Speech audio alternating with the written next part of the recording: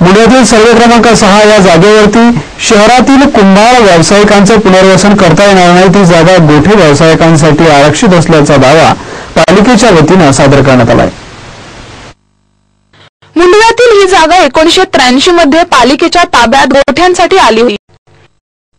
1993 मध्ये गोठे स्थानची कार्यवाही स्थगित केल्याने या मोकळ्या जागेवर होऊ नये यासाठी स्थायी समितीच्या परवानगीने येथे ब्लू क्रॉस सोसायटीचे प्राणी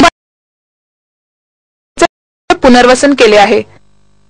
गोठ्याचे स्थलांतर त्वरित करावे अन्यथा ती जागा परत करावी असे पत्रही जिल्हाधिकाऱ्यांनी पालिकेला वारंवार दिले असल्याचं या अभिप्रायात सांगण्यात आले आहे।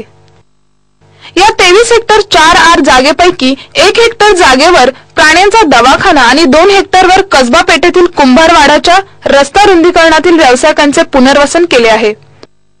उर्वरित जागेत गोठ्यासाठी 165 प्लॉट पाडून लेआउट तयार केला आहे। त्यातील 120 प्लॉटवर गोठेधारक व्यवसाय करीत आहेत।